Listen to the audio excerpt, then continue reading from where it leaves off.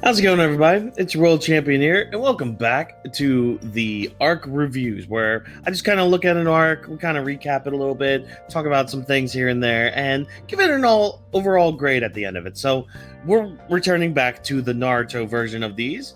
We are talking about the Climax arc. So this part is actually broken up into two parts. So part one has from where Naruto and Killer Bee enter the battlefield. They fight Itachi and Pain, or excuse me, Nagato. From that all the way up to the Toby reveal. So there's a lot to cover in this. There's a lot of filler as well in this. So we'll talk about all of that when we get to it. But yeah, so that's pretty much what this first part of the Climax arc is. So with that being said, let's just kind of dive in. Let's talk about things that I didn't like in this arc.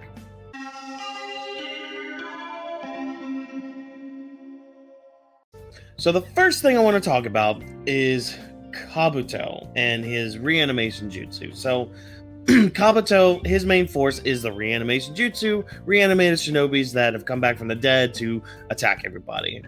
The thing I don't like about this, it's not the fact that he was able to let it go and all that. It's the fact that he's able to control them to a point where he can either keep their personalities and their memories and all that, or he can just straight up control them. Why? Like, okay, I understand why he didn't control all of them. I understand that. Psychological warfare, all that stuff. I get that part. Trust me, I do. I get it. I understand it.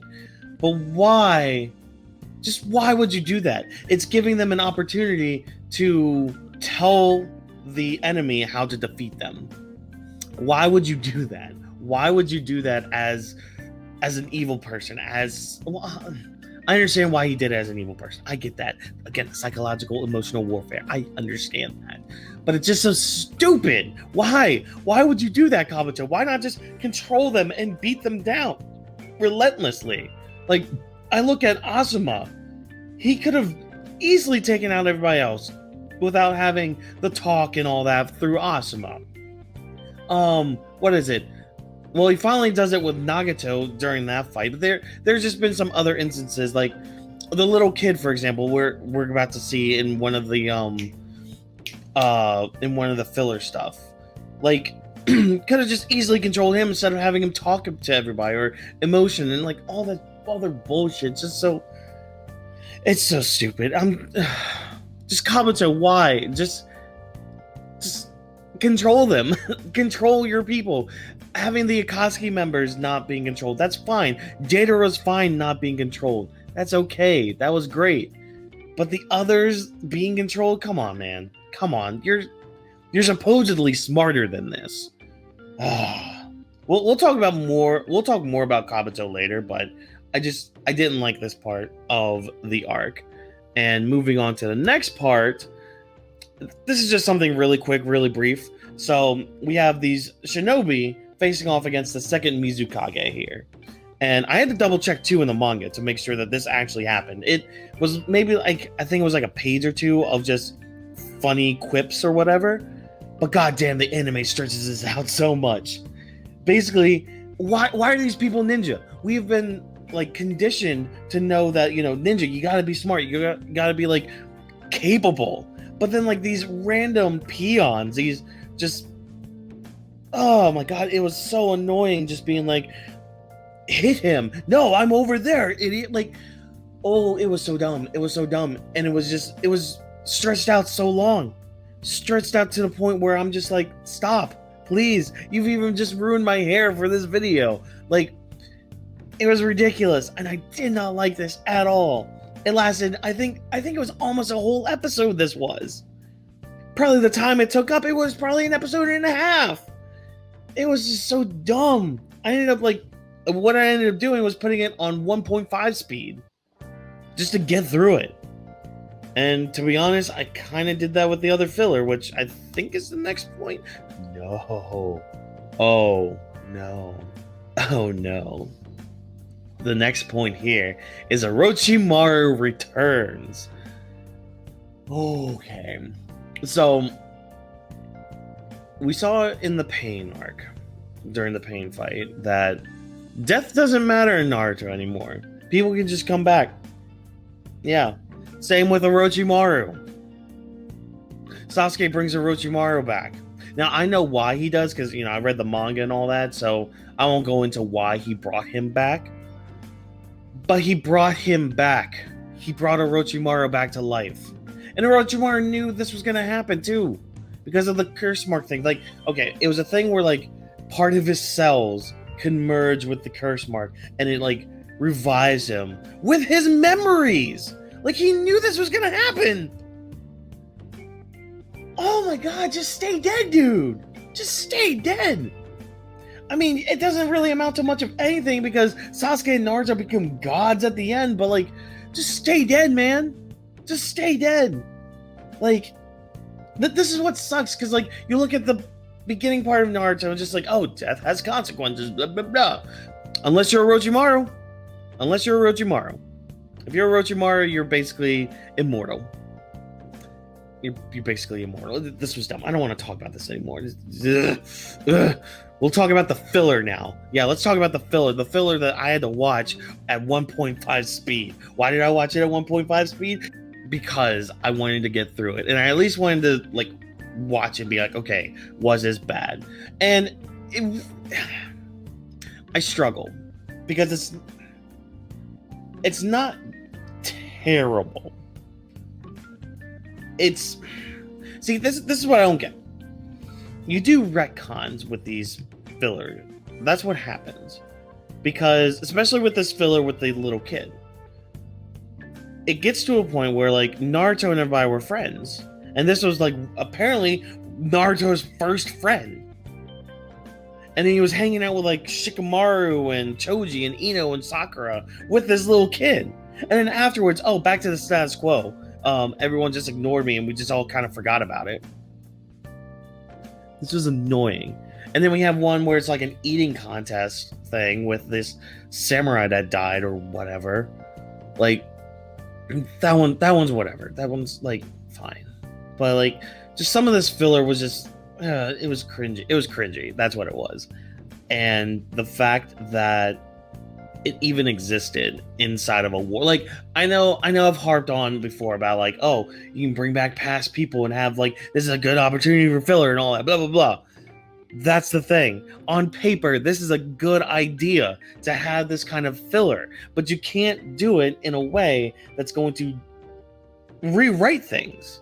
Like, you just can't do it that way. You just can't. Like, find some other way to do it. To make it make sense. Just make it make sense, please. Filler was bad. Didn't like it at all. I know I'm kind of going past with these things, but I need to talk about this. The Izanagi and the Izanami.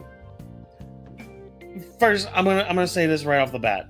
I'm probably gonna get the names and what the powers do mixed up because the names are so fucking goddamn similar. So, the Izanami, believe that's the one that Danzo used. If I'm wrong, I really don't care. I don't like it. So we learn about the Izanami from the fight with Danzo. How you can basically rewrite whatever's happened. Okay. Cool. Fine. Whatever. Now there's a power that combats that. Okay. Basically, you put somebody on a loop. So instead of like the whole like skip time or whatever, or skip the whatever happened, like making it not happen, like changing fate or whatever. Instead, you put a person in a loop until they make the quote unquote right choice, which the right choice, I guess, is determined by the caster of the jutsu, I believe. I didn't like the Izanami at all. I didn't like it to begin with. And now that we have something else that combats that, that's supposed to like combat that, it's even more worse. And then we even get like this weird flashback of Uchiha using it. And it's just like, so they just kept blinding themselves using the Izanami? And then just taking people's eyes so they could keep living? Like, Oh my gosh, I don't like it. I don't like the Izanami. I don't like the Izanagi. Both of them are bad. I just don't like them. You can say that they have a point in there, fine, whatever. But just because something has an explanation doesn't make it good. Goddamn. Like, so the reason we talk about this is because Itachi uses the Izanagi on Kabuto in order to stop him, in order to beat him, and all that. So, with that being said, I didn't like this at all. It was a very anticlimactic way for for Itachi and Sasuke to beat Kabuto. At least in my eyes. Like, you look at Itachi and Sasuke versus Kabuto, a sage-moded Kabuto, if you will. You think, oh, we're gonna get this badass fight. Get some good choreography here and there. Kabuto's backstory. Oh, let's just put him in a loop and make him undo the reanimation jutsu. Okay. Fine, whatever. But that's about it, I think. I think that's all of it. Yeah. So that's about it. So let's just kind of move on. Let's talk about some things that I liked in this arc.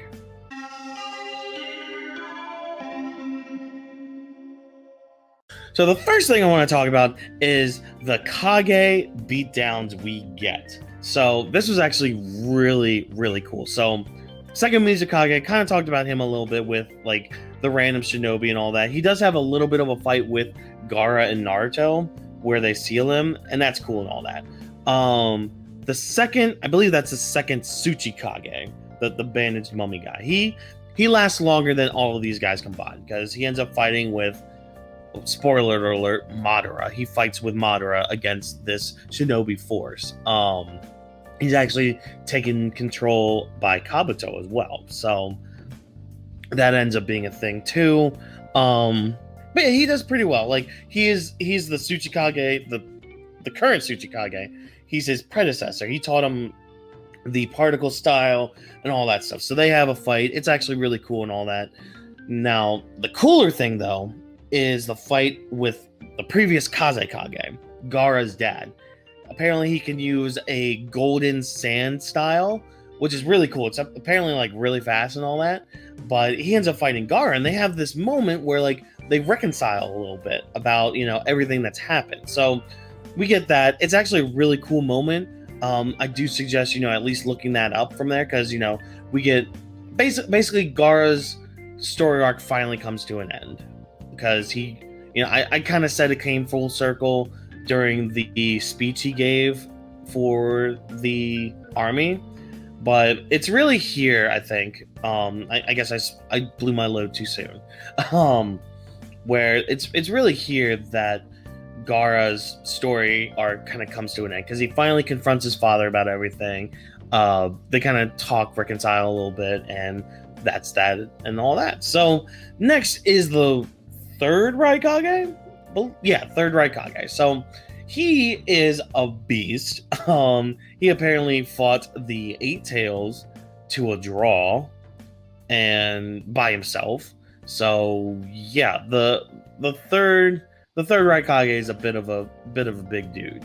So he's blowing through everybody with his lightning style. This is where Naruto finally comes into the picture with his Rasen Shurikens, and the third Raikage fights everybody. He's blowing through everybody.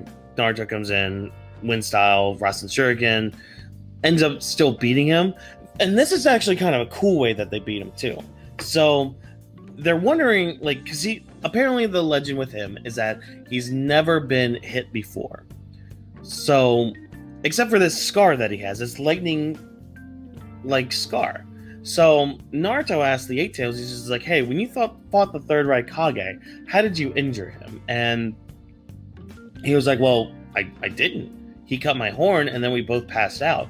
And then Naruto got the brilliant idea, and he was right with this. Apparently, when they both fell down, the third Raikage still had his jutsu activated, which is like, he had these like lightning spears or whatever, and it was like right on his fingers. So when he fell on his finger. So he fell on his sword, basically, and injured himself. So it got to the point where, so Naruto's fighting the third Raikage, and he uses the Rasengan to like bat his arm back onto himself, so injuring him, being able to seal him after that. Cool, awesome. Yeah, that was actually really cool to see all that, especially with these Kage. So having the Kage beat down was actually really fun to watch. Next, though, is Naruto and Killer Bee. So Naruto and Killer Bee, they have great teamwork here. So they actually end up fighting off Itachi and Nagato. So they meet up with them, they fight them. This is where Itachi's crow comes into play, because apparently the crow had Shisui's eye in it, and he was able to implant that in Naruto, and it's like an eye that, again, it's like that Genjutsu eye where it makes the person it's cast upon do whatever the caster wants. And basically the jutsu, the instructions with that eye were to protect the Leaf Village at all costs. So Itachi doing whatever he can to protect the Leaf Village. So he ends up joining the fight with Naruto and Killer Bee as well. But it's not only just the it's not only just the fight against Nagato that we have. It's also the fight that they have against Toby and the tailed beasts. So the tailed beasts get revived as well with the reanimation jutsu. So Naruto and Killer Bee have to fight 6 other tailed beasts. It's a big beatdown, which also leads to another moment that is on this list as well. But we'll get to that soon. I think it's actually next, but whatever. Great teamwork done by the both. They're both really great because you have the experience of Killer Bee and the power of the 8 tails with Naruto's guts and the power of the 9 tails there. So that's all really cool and well done. The next thing I want to talk about is the 9-tailed fox's face turn. This was done really well in the anime.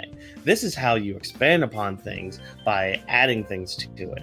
So what ends up happening with this, and we kind of see this in the manga as well, where, you know, he remembers back to some instances in Naruto's past and all that stuff, but we see how the 9 tails reacts to every little thing in Naruto's life. So like when he became a ninja, when he first got the power unlocked, when he fought Haku, when he was sealed away by Orochimaru again, when he was out from Jiraiya and used the power to summon the Toad, Neji's fight, the fight against Sasuke, the fight where he became the 4 tails and unleashed all that against Orochimaru. All those instances, we see how the fox dealt with each one and what happened to his mindset throughout everything. Because his plan was to ultimately, you know, take over Naruto. So he's using like part of his power, you know, giving it to Naruto, but being like, you know, here's my power, but the more power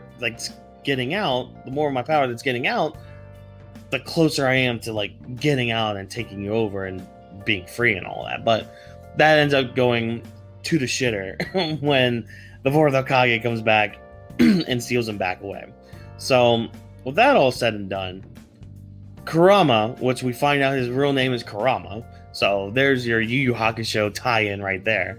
So Kurama here is finally just like, look, we both have a common enemy. I'm tired of hearing about this guy, Madara. You want my power, Naruto? Fine. Let's do this thing. And Naruto is gonna be the thumbnail of this video. Naruto just bursts the cage open, enters full-on tailed beast mode with like the golden jacket, the yellow flash stuff, like the actual vestige of the 9-tailed fox being out and about. Like, it's awesome. It's great. They're working together. And it's great because like you see that the fox, like, and even in more conversations he has with like Kakashi, like coming up with plans, or even talking to Madara and all that, like you see that the fox actually cares about Naruto. And it's, to me, it's nice. It's awesome because like we had the part with Naruto being like, okay, I need to confront myself, my own demons, blah blah blah. I need to do this on my own with, you know, my own darkness.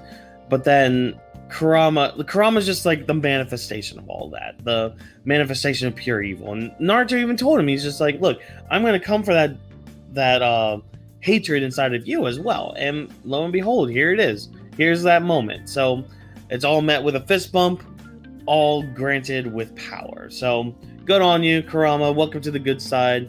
Glad to have you here. We're going to talk about Madara Uchiha now. So remember way back when Kabuto went up to Toby, he was just like, by the way, I have a secret plan. I have a secret. That summoning was Madara Uchiha. So Kabuto summons Madara to the field. This is where the Kage had their beatdown. So like where the second Mizukage, the second Tsuchikage, the third Raikage. This is where that battlefield was. He summons Madara to that battlefield. And oh my god, the beatdown that happened. So Madara is speaking like the final villain. Madara is acting like the final villain. Is Madara the final villain? Well, he should have been, but we'll get to that road when we cross it. Oh, we will. Yeah, so Madara enters the battlefield and just decimates everybody. Like, you see that scene? If you're on Twitter at all, and people talk about Naruto fight scenes, most of the time, you're going to see this scene where Madara is fighting just a horde of shinobi. That lives up. That lives up to its hype. I will say that right now. That lives up to that hype. But not only that hype, but we also get the 5 Kage versus Madara Uchiha, which was alright. It was alright. Like, you would think, oh, we're getting all the Kage against Madara Uchiha. It'll be a little better, but unfortunately it does kind of sour a little bit because you expect a little bit more, but you get enough. So like you get like the Tsuchikage and the Raikage being like a double team. You get the Kazekage Gaara. He is basically playing defense for everybody. The Mizukage? Yeah, the Mizukage, she's doing her thing. And Tsunade, she actually busts out like her full-on like not transformation, but her full-on jutsu of like the regeneration and all that. So like her whole body is just like regenerating constantly. That beatdown was a beatdown actually, and Madara even is just like, okay, well, let's try this, and he does the shadow clone jutsu. So since it was 5-on-1 against him, he now makes it 5-on-1 against the Kage. So they can't do 5-on-1.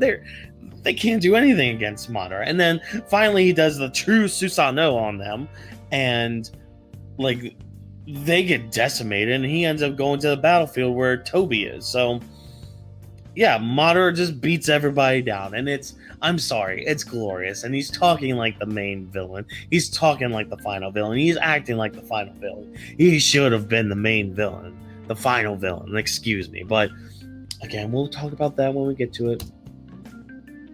Here it is. The big one.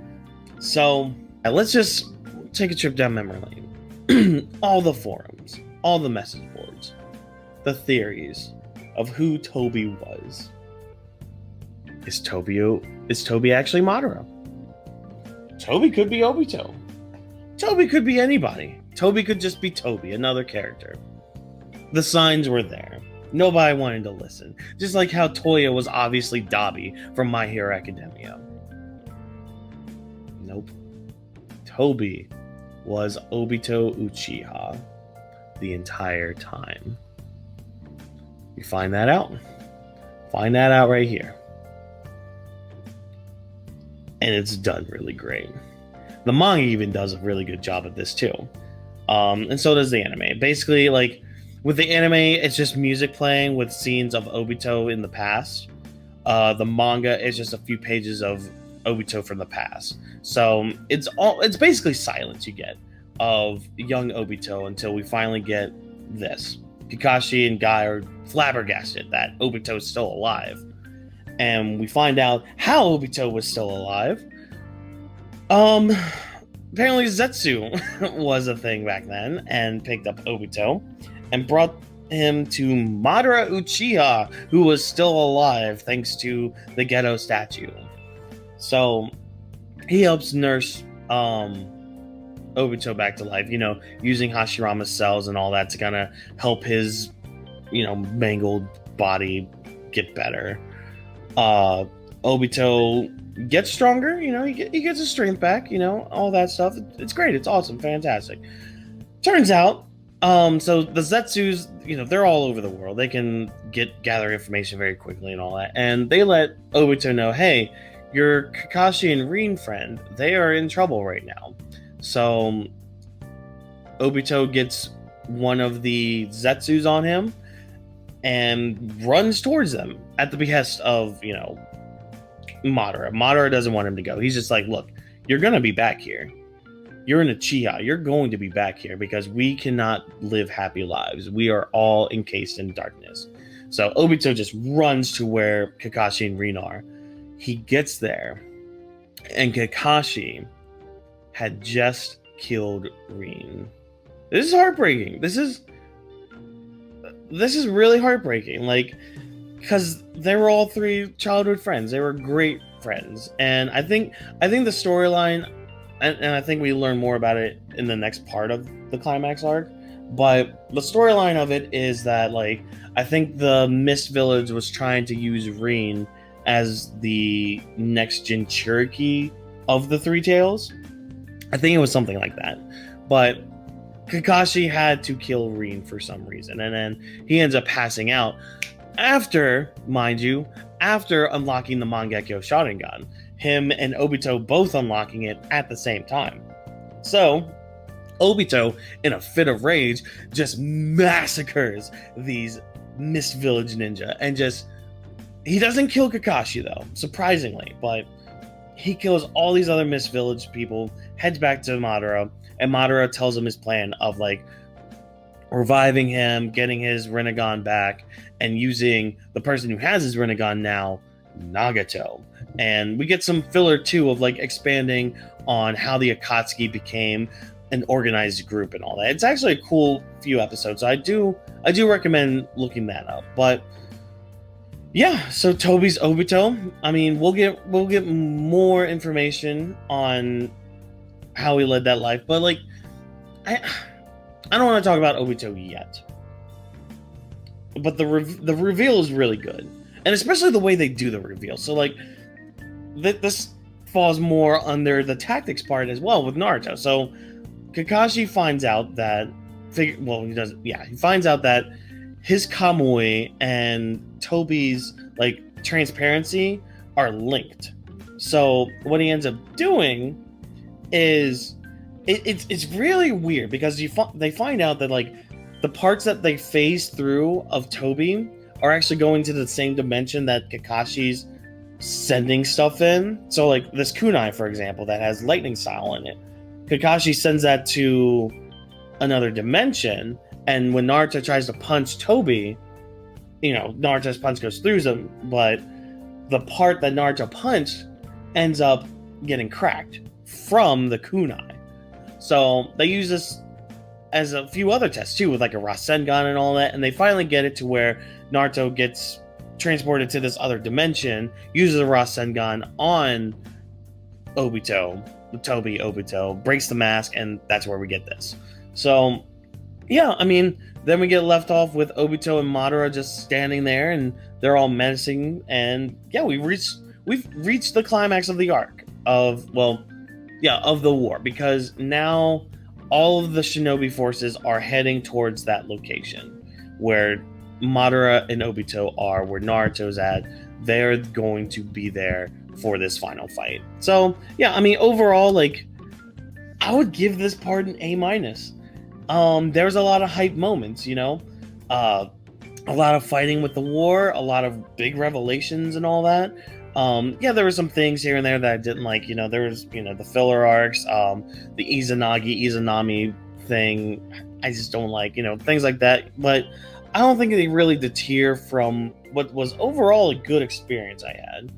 Especially when we were getting closer and closer to this, like, the Kurama stuff and the Obito stuff. I know I didn't touch too much or too long on those, but they were really good moments in and of their own. So that's basically that. So yeah, let me know down in the comments what you thought of these episodes of Naruto, this arc so far. Again, this is split up into like 2 parts, so yeah, the next part of this will come later on. But yeah, leave a comment down below. Be sure to like the video if I entertain you in any way, shape, or form. And don't forget to subscribe to my channel so you don't miss the next installment of these arc reviews. The next time we hit Naruto, it's going to be another filler arc. It's actually going to be Kakashi's Anbu stories, which I think is based off of the novel. I'm gonna have to go and look that up. But this is all about, it's all going to be about Kakashi and his time with the Anbu. So be sure to check that out when it comes out. But as always, people, I've been your world champion, and catch you guys in the next video. See ya. I don't need you, better things are calling on.